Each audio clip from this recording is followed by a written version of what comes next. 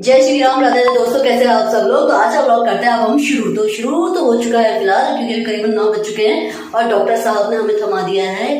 ये मतलब नीरज की पूरी रिपोर्ट है, तो अभी ये जाना है मुझे कार्डियोलॉजी में। वहां पर नीरज का ईसीजी होता है, आई थिंक यही होता है, तो वो चेक कराना है कि सब कुछ ठीक ठाक है या नहीं। और मेरे साथ एक दीदी है जो मेरे साथ जाएंगे। तो अभी तक हमारा चाय वगैरह सब कुछ हो चुका है, चाय और प्लस एक जो मटरी होती है वो हमने खा ली है और बिना ब्रश के खाया है। दोस्तों ये हॉस्पिटल में यहाँ सब कुछ करना पड़ता है। और सबसे बड़ी बात, एक आपके मोस्ट इम्पोर्टेंट खबर भी है कि देहरादून में पहुंच चुका है कोरोना, यानी कि कल 5 केस देहरादून में आए हैं। ऐसा हमें भी नहीं पता था, ऐसा गार्ड साहब ने बोला। गार्ड फौजी भाई साहब जो हैं, इन्होंने सब जगह अनाउंसमेंट करी है कि कल 5 केस कोरोना के यानी कोविड के आ चुके हैं। तो मतलब कल से तो फिर ये मास्क, सैनिटाइजर वगैरह सब मेरे हाथों में आ चुके हैं, यानी सिम के अस्त्र शस्त्र आ चुके हैं। क्योंकि कोविड की चपेट तो मेरे परिवार वालों ने बहुत अच्छे से देखी है और शायद बहुत सारे लोगों ने देखी होगी। तो इस वजह से अब हम यहाँ पर हैं यार, तो सावधानी बरतना बहुत जरूरी है, क्योंकि हमसे हमारी पूरी फैमिली होती है, हमसे पूरी सोसाइटी होती है, इसलिए अपनी सेफ्टी करना बनता है। चाहे उन्होंने जिस वे पे भी बोला हो, पर उनका कहना यही है कि कल 5 केस देहरादून में आ चुके हैं कोविड के।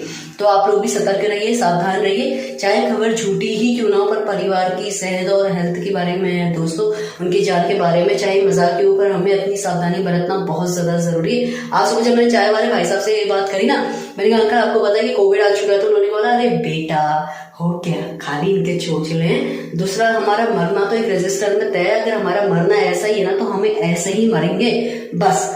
पर नहीं दोस्तों, सावधानी बरतना हमारा काम है, ये चीजें अलग हैं और अपनी सावधानी अलग है। तो अब मैं फटाफट मास्क लगा लेती हूँ, क्योंकि मैंने यहाँ बंद लिफ्ट में, तो फिलहाल मैं बंद लिफ्ट में अपनी ब्लॉगिंग कर रही हूँ, क्योंकि यहाँ पर आवाज ज्यादा अच्छी आती है। बाकी मैं आपको सारी चीजें दिखाते रहूंगी। और अभी चाय वगैरह भी सब कुछ हो चुका है, तो अब हम सीधा चलते हैं दोस्तों कार्डियोलॉजी। तो मैं आपको थोड़ा दिखाती हूँ ओपीडी वगैरह कैसी होती है।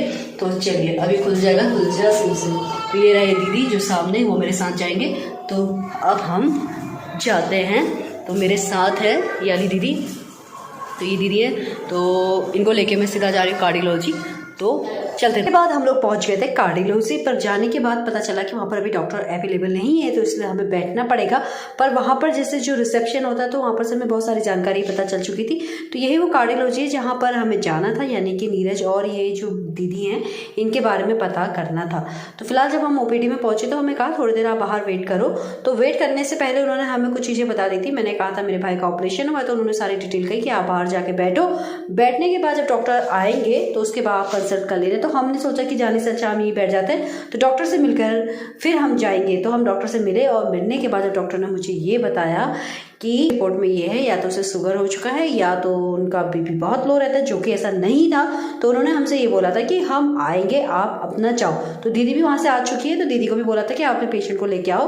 तो इसके बाद मैं दीदी को यहाँ पर से थोड़ा सा लोकेशन समझा रही थी कि यहाँ पर क्या क्या होता है। ये रिसेप्शन सेंटर रहा मेडिसिन वाला, तो मैं इनको इसलिए ये बता रही हूँ क्योंकि वो यहाँ के नहीं है, ऐसा उन्होंने मुझे बताया था कि वो हरिद्वार में जो लक्सर पड़ता है उधर के निवासी है। तो उनको यहाँ का कुछ भी आइडिया नहीं है। उनकी भाभी जी यहाँ पर, उनके भैया एडमिट थे, तो खबर करने आए थे, पर किसी कारणवश वो यहाँ रुक गए। उनके बेटे जा चुके हैं और साथ में उनका रोजा भी है, तो उनको ज़्यादा आइडिया नहीं है दोस्तों। इस तरीके से हम बात करते करते हमें पता ही नहीं चला कि हमारा सफ़र कितना छोटा सा हो गया। वैसे ही छोटा सा सफ़र था, वो और ज़्यादा छोटा हो गया दोस्तों। उसके बाद कुछ नहीं था। उन्होंने मुझसे पूछा कि आगे क्या बोला, तो मैंने कहा आप चिंता मत करिए, मैं साथ हूँ, तो मैं उन्हें सब समझा दूंगी। इसके बाद हम फटाफट अपना स्पीड बढ़ाया और हमें सीधा जाना था अपने पेशेंट के पास। नहीं, हमें जाना था अपनी ये रिपोर्ट, अपनी यानी जो ये फाइल है, ये डॉक्टर के पास सबमिट करनी थी। इसलिए मैंने फटाफट नीरज को अपना फ़ोन दिया और मैं सीधा डॉक्टर के पास जा चुकी थी। तो इसके बाद हमारे बुद्धा दी और रेणु दी भी इसके बाद पहुंच चुके थे। तो यहाँ पर अभी ये लोग बात कर रहे हैं, साथ में मम्मी ने ऐसी बात बोल दी जिससे रेणु दी का फेस और भी ज़्यादा गंभीर हो चुका है।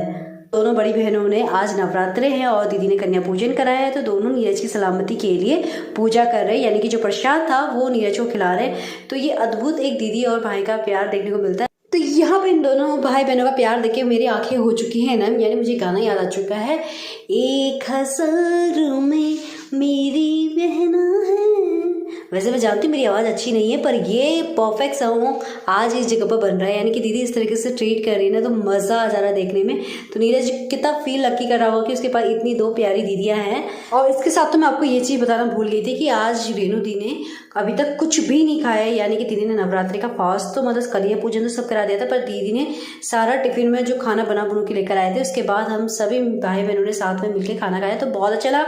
अब दीदी का जाने का समय भी नज़दीक आ चुका है, तो दीदी मतलब इस तरीके से डील करते हैं ना, मतलब मज़ा आ जाता है। ऐसा लगता है कि यार सच में हम बहुत लकी है कि हमारे पास इतनी अच्छी दीदी है, यानी बुद्धा दी जैसी दीदी है, रेणु दी जैसी बड़ी बहन है, तो मतलब दिल बड़ा खुश हो जाता है। दोस्तों आपकी लाइफ में भी कुछ ऐसे मज़ेदार ऐसी दीदियाँ लोग हैं तो आप प्लीज़ कमेंट बॉक्स में उनका नाम लिख के मुझे कर देना कमेंट, तो मुझे भी पता चल जाएगा कि आपकी लाइफ में भी इतनी अमेजिंग दीदियाँ लोग हैं। तो इसके साथ दीदी जब जा रहे थे ना, जैसे बच्चे को स्कूल जब जाता है तो बच्चा बार मुड़ के सोचता है कि मम्मी मुझे वापस दोबारा घर लेके चले जाए, तो इस तरीके से दीदी बार बार इसको बाय कर थे और ये बेचारा भोलू सा शकल बना के उनको देख रहा था, तो इस टाइम में तो बड़ा प्यारा लग रहा था नीरू हमें। इसके बाद मेरी दोनों दीदियाँ चले गए, पर यहाँ पर ना ये देखो एक चीज़ देखते हुए मेरी नज़रें रुक गई, जिसमें मेरी दीदी ने मुझे बहुत डांटा कि छी सीमा तेरे काम ही ऐसे उल्टे होते, यानी कि ये प्राणी जो अपने भोजन के लिए हमसे डर चुका है और अपनी रोटी छोड़ चुका है, तो इसीलिए मैंने बड़े शांत, तो मैं इस जगह पर मैं बड़ी शांत हो चुकी थी और एक जगह पर खड़े होकर बस इसकी वो देखना चाह रही थी एक्टिविटी से कैसे अपनी रोटी लेके जाता है, यानी कि डर के आगे जीते, यानी बिना माउंटेन ड्यू पिए, बिना स्प्राइट पिए हुए भी और बिना थम्सअप के ये चूहा लेके चला गया अपनी रोटी, तो साथ में ये अपनी इंजॉय करे अपनी रोटी। उसके बाद में फटाफट दीदी लोग जा ही रह रहे थे, तो मैंने कहा चलो बड़ी दोनों दीदियों को छोड़कर आ जाती हूँ। इसके साथ मेरे दोनों दीदियाँ जा रही हैं दोस्तों, इसके साथ ही मेरे दोनों दीदियाँ अपने वाहन पर जा रही हैं, तो बाय दी हैप्पी जर्नी। इसके बाद मैं वापस आती हूँ। दोस्तों भी करीबन 2 बजने वाले हैं और दीदी लोग भी जा चुके हैं, यानी खाना पीना खिला के वो जा चुके हैं। अब आ रही है नींद, यानी मुझे आई तो क्योंकि रात में कितना भी हम सोने की कोशिश करते हैं नहीं हो पाता है। तो फिलहाल अभी देखती हूँ नीरज क्या कर रहा है। नीरज बैठा है, मैं देखकर आ चुकी हूँ मैं। अब थोड़ा सा मैं भी जाके थोड़ा सा आराम कर लेती हूँ, उसके बाद उठ के फिर देखते क्या होता है। तो अभी जाते हैं नीरज के पास और जाके थोड़ी देर सो जाती हूँ, अगर थोड़ी सी जगह मिल गई तो। आपको चेहरे से भी लग रहा होगा, एक तो फेस वॉश भी नहीं है, ऐसे ही हूँ मैं पूरा। कल आज का दिन तो मेरा ऐसा ही है।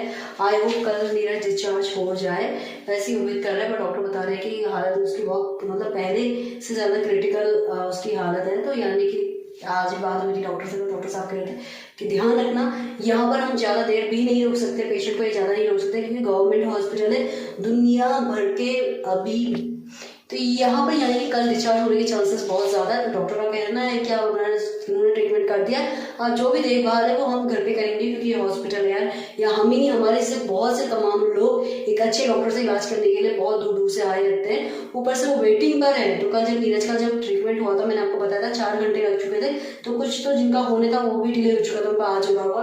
तो ऐसे बहुत सारे लोग बेचारे वेटिंग पर हैं, तो ज़्यादा दिन नहीं रोकते हैं, ये कंडीशन देखते हैं उसके हिसाब से उनको लगता है कि हाँ मैंने घर भेज देना चाहिए, और ऑपरेशन होता था तुरंत 3 या 4 दिन में घर भेज देते हैं। तो अभी देखते हैं, अब जाते हैं हम थोड़े सो जाते हैं, उसके बाद मैं आपके पास आती हूँ दोबारा। तो चलिए दोस्तों, तो शाम हो चुकी है और शाम के बज रहे 7:25 होने वाले। तो मेरे भाई ने मुझे उठा दिया और बोला कि मैं पेशेंट हूँ और मैं यहाँ पर उठाऊँ, तो आप फटाफट चाय मेरे सामने यहाँ पेश की जाए। इसीलिए आज मेरा भाई बन चुका है अलादीन और हम बन चुके हैं चिराग। तो बस और क्या करना था दोस्तों। उसके बाद मैंने एक नज़र आगे पीछे देखा कि सभी तो उठे हुए हैं, तो यानी कि शाम तो हो चुकी है, अब खाने पीने की तैयारी हो रही है, तो हम जा रहे हैं चाय लेने के लिए। तो मैंने कहा एक नज़ारा मैं आपको दिखा देती हूँ। करीबन यहाँ पर 30 बेड है और सामने हमारा नर्सिंग स्टाफ है, तो ये स्टाफ तो ये अंदर ही ज़्यादातर रहता है। तो हम चल दिए।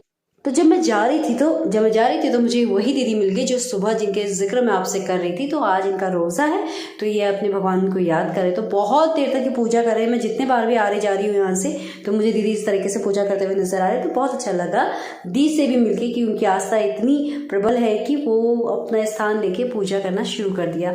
तो हम भी बोल देते हैं जय श्री राम, राधे राधे। ये रही लिफ्ट, यानी कि मेरा ब्लॉगिंग वाला रूम। उसके बाद हम सीधा चल दिए चाय लेने के लिए, पर चाय लेने से पहले मैं आपको कुछ और भी दिखाना चाहती हूँ, तो चलो मैं दिखा देती हूँ। तो यानी परिवार के लिए लोग क्या नहीं करते, तो ये सारे लोग यहाँ पर नीचे ही सोते हैं। तो मेरे पास तो चलो ये बेस्ट ऑप्शन है कि मैं अपने भाई के साथ सो जाती हूँ। तो इसके साथ सीधा हम जब बाहर के साइड गए तो मौसम में भी बहुत सारे चेंजेस हो रहे थे धीरे धीरे। तो आप सामने अगर आप थोड़ा सा प्राइवेट वॉशरूम यूज करना चाहते हैं, तो आपको ये जो बिल्डिंग दिख रही है ये वॉशरूम से रिलेटेड है। अगर मतलब आपको वॉशरूम जाना है, टॉयलेट या वॉशरूम जाना है, तो आप यहाँ जा सकते हैं। मात्र 10 रुपये में एक टाइम का चार्ज है, तो वहाँ जा सकते हैं। इसके बाद मैं आपको बताना चाह रही हूँ, मतलब इतनी सारी सुविधाएं हैं यहाँ पर। तो उसके बाद मैंने कुछ सामान ले लिया था। यहाँ पर नमकीन और बिस्किट लेकर आ चुकी थी। तो ये रहे वो अंकल जहाँ से हम चाय पीते ही, बहुत अच्छे। यही वो वाली बात बता रही थी ना दोस्तों मैं आपको, जिन्होंने बोला था कि हम रजिस्टर वाली मरना है तो मरेंगे, तो यही अंकल ने मुझे बताई थी सारी बातें। तो इनसे मैंने चाय मटरी वगैरह सारा सामान ले लिया, क्योंकि मेरे भाई को उनके हाथ की चाय बहुत अच्छी लगती है। तो इसी के साथ मैंने सारा सामान ले लिया। सारा सामान लेके जब मैं वापस आ रही थी तो मौसम एकदम बदल गया दोस्तों। तो इस तरीके का मौसम देखने का नज़ारा मिला, तो मैंने कहा चलो मैं देख लेती हूँ। इसी के साथ मैं अपना ब्लॉग भी एंड करती हूँ। आई होप आपको ये ब्लॉग बहुत अच्छा लगा होगा। तो मैं मिलती हूँ आपसे कल एक नए ब्लॉग के साथ। तब तक अपना ध्यान रखिए। जय श्री राम, राधे राधे दोस्तों।